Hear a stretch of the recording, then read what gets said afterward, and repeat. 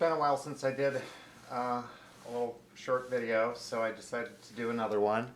Today I'm working with a gold upholstery fabric, and it's got kind of a nap to it, and I was a little concerned that it might not work, but I've had it for a long time and I keep looking at it thinking I gotta try that. And it seems like it's doing pretty good. I am using, this is a 40 weight cotton, and it's quite a heavy thread, and it's as you can see, bright yellow, even though the fabric is gold. I think the overall look is turning out pretty nice. Because that's a heavy thread, I've got a 100 needle in there, 8100, and it's working great. So let me zoom in and we'll do some quilting. I want to try and get to where I can not have my hands in the way and you can see it. So this is the Singer 66 Treadle machine. But again, when I use a Treadle, it's just because it's my preference. Any machine would work. So don't be afraid to try free motion quilting on whatever machine you have. Now, this particular fabric has some challenges to it, and because it's thicker, I'm going slower than I normally would, and because it's got this shiny finish to it, it's kind of a fuzzy nap, actually, that's sort of directional, but it has less grip to it on my fingers, and because of that, and I'm in the middle of it, so I'm not going to do it now, but because of that extra slick finish, it would actually be easier if I were using my sliding quilting mat. It would help me to maneuver it better. I don't know if you can see, if I push this the one way, I get a different, if I rearrange the nap, it looks different, but it's got kind of a slick feel to it. So either quilting gloves or the sliding quilting mat, one of those Teflon mats for free motion quilting, or both would make this a little easier. And I am just doing a series of interlocking feathers on this. Just free form, no plan. Just trying to get them sort of curved and attractive and make them fill up the space just by themselves. I don't want anything really too horribly elaborate on this. You know, sometimes I'll do a quilting design like a tree of life, or I did one with a antique sewing machine design on it. But because I wasn't sure how this fabric would quilt and how much definition I'd get, I decided to start with a design that would still look good even if the quilting didn't show up real well. That it would just sort of give it a nice texture, but I think this is going to work great. So, and I have several yards of this, so I will be able to do, well, actually I don't have several yards, but I have a couple yards. Anyway, I'll be able to do the next one with more of a fancy motif. I might do flowers or something like that, because I'm finding that it shows up real well, and I was concerned about that. I'm really liking this yellow, heavier thread. It's really giving it a good look. Now I've gotten to the end of that feather, and the way I do these is I rotate. I'm gonna back quilt all the way back, and then start again at the bottom and work up. My feathers turn out. If I try to work from the top of a feather down, I never get it right. So I'm gonna backtrack.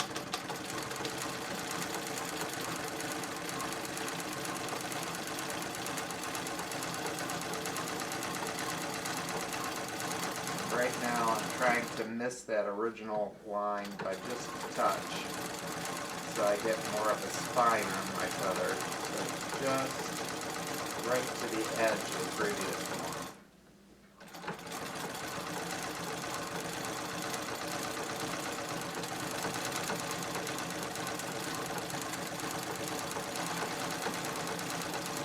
Now the way I'm doing this is, again, I'm trying to fill in the majority of the space with just feathers. So I am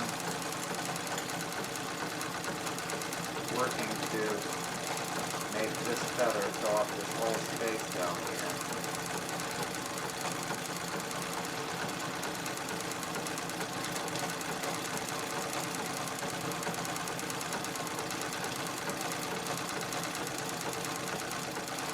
And what I'll do for the little bit that's not exactly perfectly filled in is I will go back and do some little tiny pebbles in there to fill that space up entirely. And you will notice that there's a little extra slack in this fabric. It has a little more give to it than I expected. And what I did to sandwich this is I spray basted it to batting, and backing is spray basted on. And it usually holds it, but this top fabric, I probably, in order to get it to really stick, I would have needed to spray almost the whole can of that spray basting on it, because the texture of the fabric is just really not wanting to, the glue just absorbed in and almost disappeared. So there's a little slack in the fabric. But if I'm careful as I'm doing the quilting, I'm not getting puckers, and it's actually making that quilting stand out even more because of that little extra fabric that's there. So I'm actually liking the overall result, even though it does make for a little more work.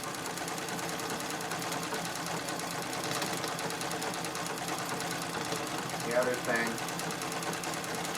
about this, again, I'm using heavy cotton 40 weight thread, and this machine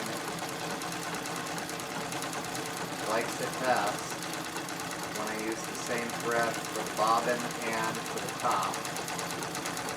Every machine is different. Some of the more modern machines will let you use a real fine bobbin thread, but this one just doesn't like it. It likes the balanced top and bottom thread.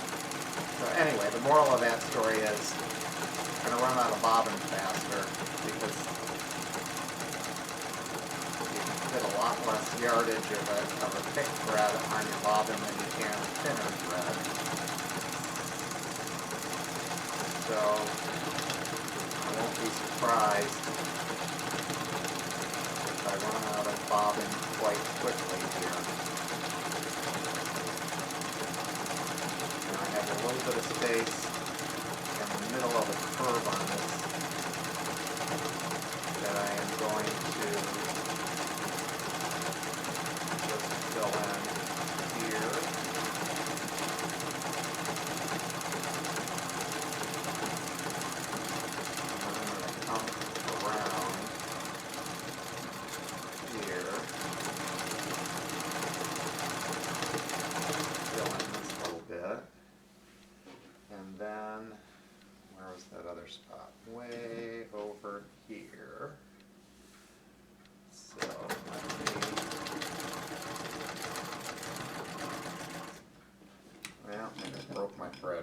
turned it a weird way. Anyway, can you see the overall? Let me try on. Well, I'm not sure that helps any either. But anyway, that's the overall look, and I'm gonna do the whole side of this just like this, and I think it's going to be pretty.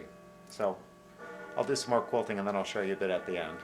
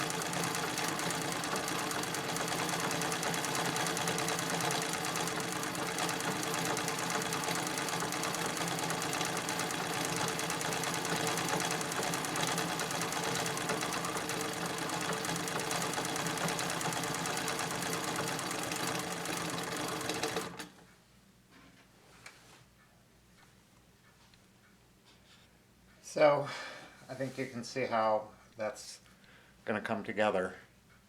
And I did fill in a few little spots. One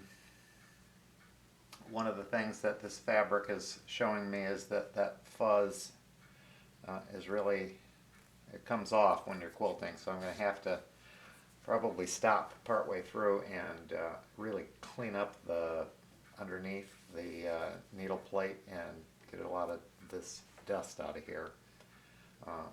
But that's how that's turning out, and I think it's pretty cool. So don't be afraid to try different fabrics. It doesn't all have to be quilter's cotton. The other thing is, people have said, "Oh, I can't believe how easy you make that look." Well, let me tell you, the biggest secret to that is practice. So get yourself some scraps and make up some quilt sandwiches and give it a go and practice. When you're not trying to make a masterpiece, you'll make something good, and then you can worry about trying to be perfect after that. But start with just something that it doesn't matter how it turns out. If it turns out pretty, you can hang it on the wall or frame it and give it as a gift or make it into a pillow cover. But start with something that's manageable in size and just practice and try different threads, try different needles. Because people always want to know what's the best needle to use, what's the best thread to use, what's the best backing to use, what's the best batting to use, and the answer is, for me, it depends. You have to try. And I have in this drawer here in this machine, I have at least 5 different sizes of needles, and the needle choice is going to depend on the fabric and the thread. And I also have about 4 or 5 different quilting feet that range from this style to this style and several in between. And I have found, oddly enough, that with this machine, sometimes to get a good stitch I need to use a different foot. Even though it's the same machine, it would be a different fabric, a different batting, a different thread, and I need to use a different foot as well as a different needle. So just practice and get to the point where you're feeling comfortable before you go messing with a large quilt, because that has another whole set of challenges as far as being able to maneuver that big quantity of fabric around. And I am getting ready fairly soon to start a big quilt. And I'm going to be doing a little, oh, I just ran out of bobbin. And I'm going to do a little video about how to handle all of that. So stay tuned for that. Meanwhile, happy quilting.